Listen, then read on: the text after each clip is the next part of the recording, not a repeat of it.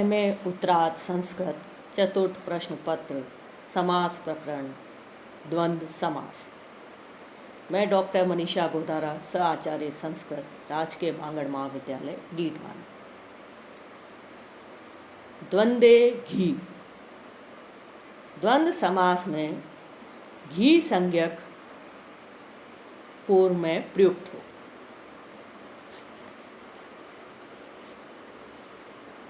उदाहरण: हरिश्च हरश्च हरि हरौ।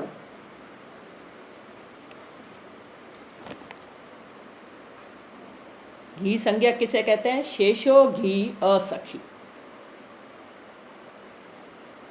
सखी को छोड़कर रिस इकारांत और रिस उकारांत शब्दों की घी संज्ञा होती है। शेषो घी असखी।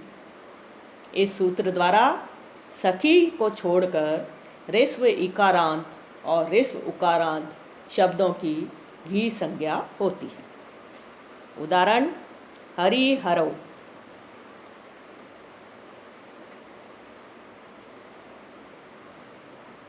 इसका लौकिक विग्रह होगा हरिश्च हरश्च। हरि हरौ, विष्णु और शिव। अलौकिक विग्रह हरिसु हर सु। च अर्थे द्वंद्व सूत्र से इतरेतर योग में द्वंद्व समास।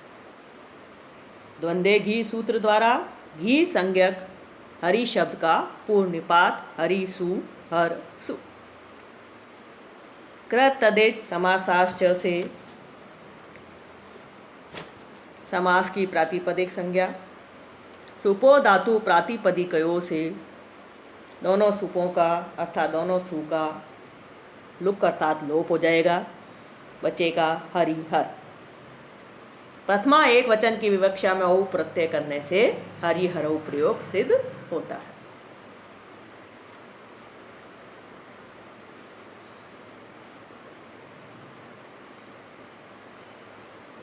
अगला सूत्र है अजादि अदंतम।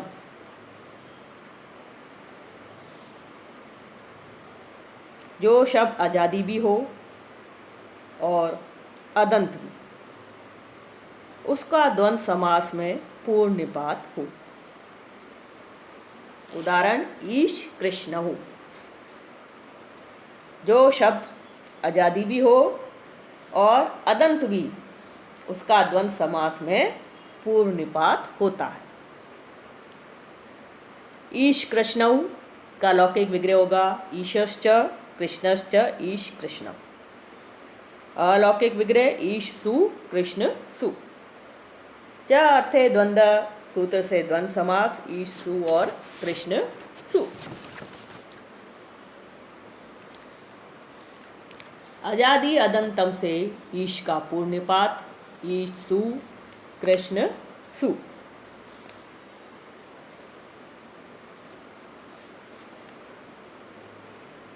क्योंकि ईश शब्द अजादि भी है और अदंत भी है, अतः अजादि अदंतम इस प्रकृत सूत्र से ईश का पूर्व निपात होगा।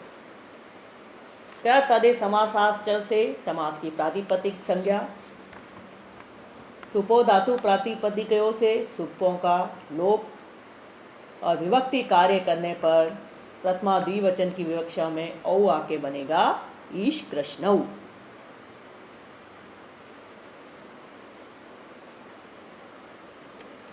अगला सूत्र है अल्पाज तरम। द्वंद्व समास में सबसे थोड़े अक्षरों वाला पद पूर्व में प्रयुक्त होता है। द्वंद्व समास में सबसे थोड़े अक्षरों वाला पद पूर्व में प्रयुक्त होता है। उदाहरण है शिव कृष्णौ।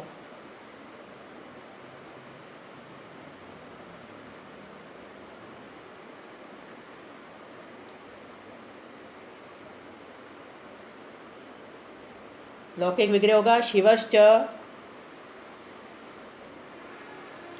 शिव केशवौ, शिवश्च केशवश्च, यह है लौकिक विग्रह। अलौकिक विग्रह होगा शिव सु केशव सु। इतर इतरे इतरेतर योग में च अर्थे द्वंद्व सूत्र से द्वंद्व समास हो जाता है।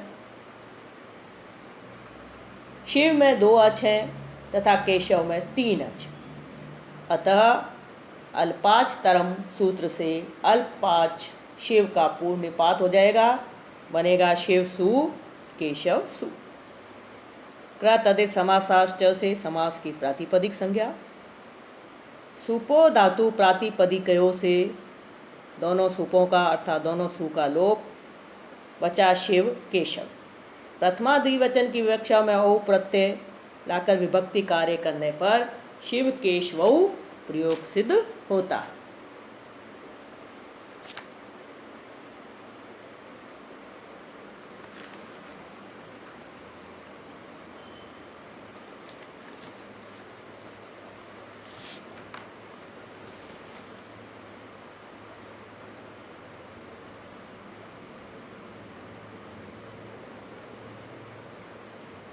अगला सूत्र है पिता मात्रः।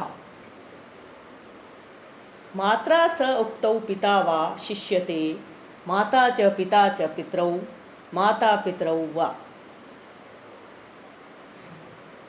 मातृ शब्द के साथ कहे जाने पर पितृ शब्द विकल्प से शेष रहता है, मातृ शब्द लुप्त हो जाता है। मातृ शब्द के साथ कहे जाने पर पिता पितृ शब्द एक अवस्था में शेष रहता है, अर्थात मातृ शब्द लुप्त हो जाता है। अन्य तरस्याम कहने से दूसरी अवस्था में दोनों का प्रयोग भी रहता है, इस तरह विकल्प सिद्ध हो जाता है।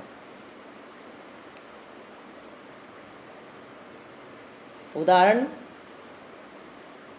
पितरौ का लौकिक विग्रह होगा माता च पिता च पितरौ।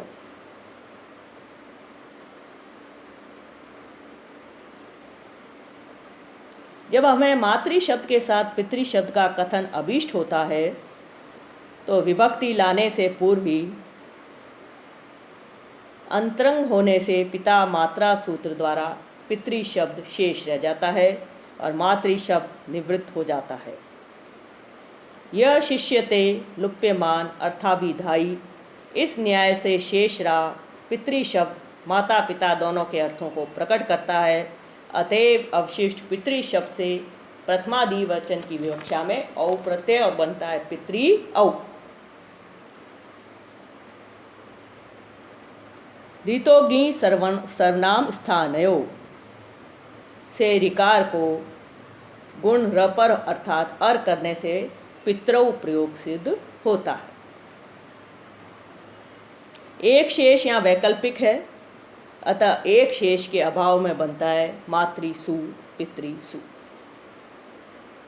च अर्थे द्वंद्व सूत्र से द्वंद्व समास। क्र तदे समासाश्च से समास की प्रातिपदिक संज्ञा।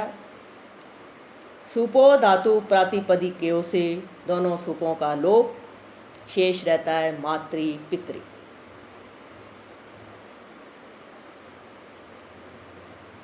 आनंग ऋतो द्वंद्वे सूत्र से पूर्व पद मातृ के ऋकार को आनंग आदेश हो जाता है, आनंग से आन शेष रहता है। मातान पितृ।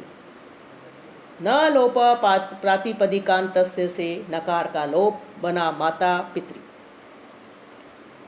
प्रथमा के द्विवचन की विवक्षा में औ प्रत्यय माता पितृ औ।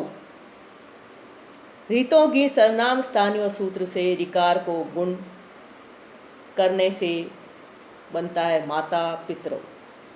इस प्रकार माता पितरौ प्रयोग सिद्ध हो जाता है।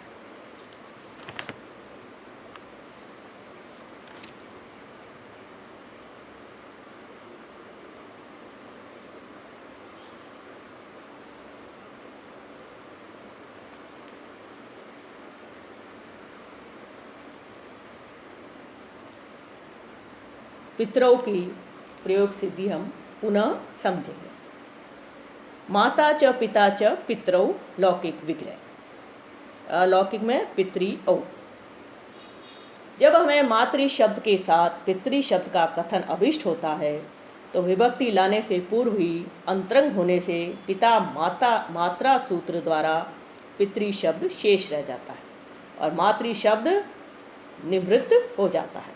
यह शिष्यते लुप्यमान अर्थाभिधायी इस न्याय से शेषरा पितृ शब्द माता पिता दोनों के अर्थों को प्रकट करता है।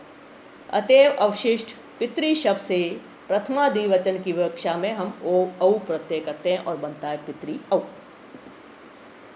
रीतों की सर्वनाम स्थानियों से ऋकार को गुण र पर अर्थात अर करने से पितरौ प्रयोग सिद्ध होता है। एक शेष यहाँ वैकल्पिक है, अतः एक शेष के अभाव में मातृ सु पितृ सु। च अर्थे द्वंद्व सूत्र से द्वंद्व समास। कृत तदित समासाश्च से समास की प्रातिपदिक संज्ञा। सुपो धातु प्रातिपदिकयों से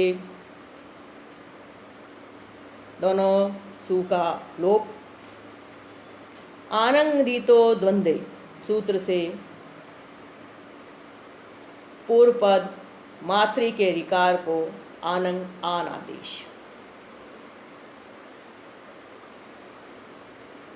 बना मातान पितृ।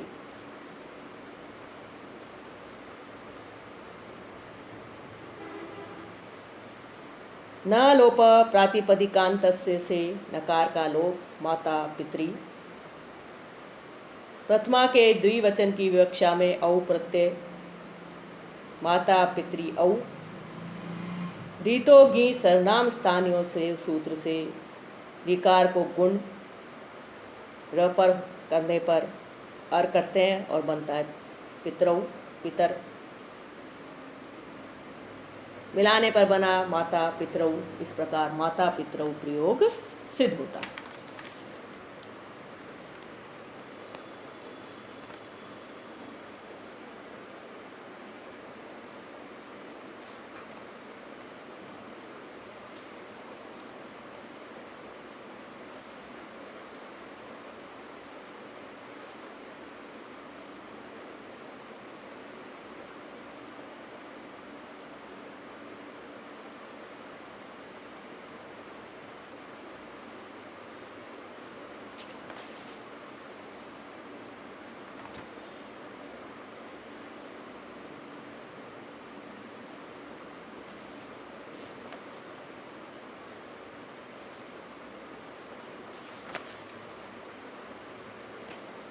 अगला सूत्र है द्वंद्वश्च प्राणी तुर्य सेनांगाना। प्राणी अंगों वाद्य अंगों तथा सेना अंगों का द्वंद्व एकवत अर्थात केवल समाहार अर्थ का ही प्रतिपादक हो। प्राणी अंगों वाद्य अंगों तथा सेना अंगों का द्वंद्व एकवत अर्थात केवल समाहार अर्थ का ही प्रतिपादक हो। इसका उदाहरण है पानी पादौ। पानी च पादौ च येषां समाहार पानी पादौ। ये हुआ इसका लौकिक विग्रह। अलौकिक विग्रह पानी औ पाद औ। पानी औ पाद औ च अर्थे द्वंद्व सूत्र से द्वंद्व समास। क तदित समासाश्च से प्रातिपदिक संज्ञा। सुपो धातु प्रातिपदिकों से सुप का लुक बना पानी पाद। द्वंद्वश्च प्राणी तुर्य सेनांगा नाम से एकवत भाव हो जाता है, बनता है पानी पाद। प्रथमा एक वचन की विवक्षा में सु प्रत्यय पाणी पाद सु। स नपुसंकम सूत्र द्वारा नपुसंकत्व हो जाने से सु प्रत्यय को अमादेश अमी पूर्व से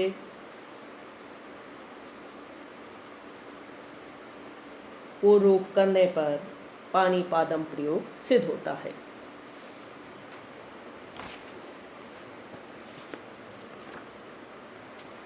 इसी प्रकार रथिकाश्वारोहम, इसका लौकिक विग्रह होगा रथिकाश्च अश्वारोहाश्च येषां समाहारो रथिकाश्वारोहम। रथिकों और घुड़सवारों का समूह। अलौकिक विग्रह होगा रथिक जस अश्वारोह जस। यहाँ पर भी द्वंद्वश्च प्राणी तूर्य सेनांगा नाम सूत्र से द्वंद्व समास।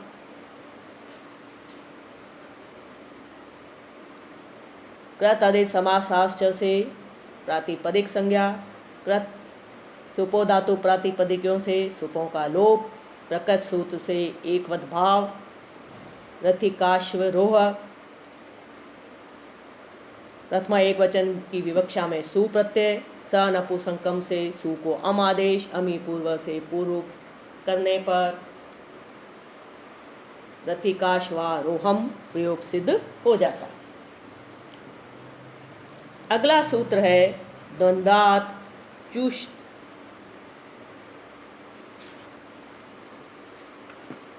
चुदशान्ताद् समाहारे।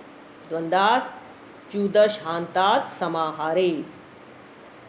च वर्गान्ताद् दशान्तात् द्वंद्वात् टच स्यात् समाहारे। वाक् च त्वक् च वाक् त्वचम् त्र्यक् स्रजम् शमी दृष्टम् वाक् त्विषम् छत्रोपहनम्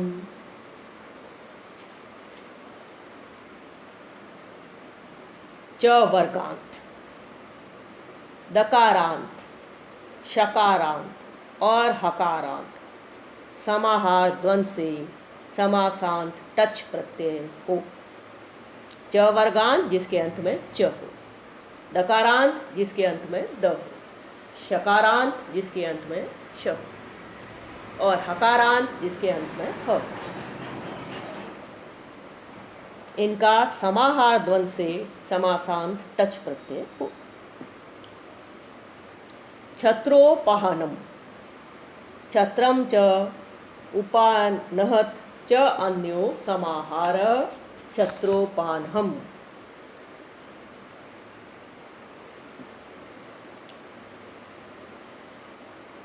इसका लौकिक विग्रह होगा छत्रम च उपानहत च अन्यो समाहार छत्रोपहनम।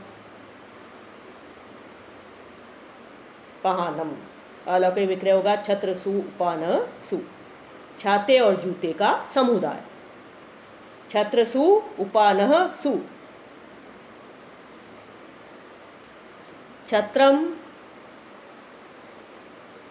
च उपानाच अन्यो समाहार छत्रोपानम, यह हुआ लौकिक विग्रह। और छत्र सु उपानह सु, यह है अलौकिक विग्रह। समाहार अर्थ में च अर्थे द्वंद्व से द्वंद्व समास। कृत आदेश समासाश्च से समास की प्रातिपदिक संज्ञा। सुपो धातु प्रातिपदिकयों से दोनों सु का लोप बना छत्र उपानह। आद गुणा से गुण करने पर बना छत्रोपानह। द्वंद्वात् चुदशान्तात् समाहारे सूत्र द्वारा समासांत टच प्रत्यय। छत्रोपानह टच। टच के टकार की चुटू से इत संज्ञा तस्य लोप से लोप। चकार की हलंत्यम से इत संज्ञा तस्य लोप से लोप। शेष बचा अ। छत्रोपान अ। प्रथमा एक वचन की विवक्षा में सु प्रत्यय। सा नपुंसकम से सु को अमादेश। अतो अम से सु को अमादेश और अमी पूर्व से पूर्व रूप आदेश करने पर बना छत्रोपानहम।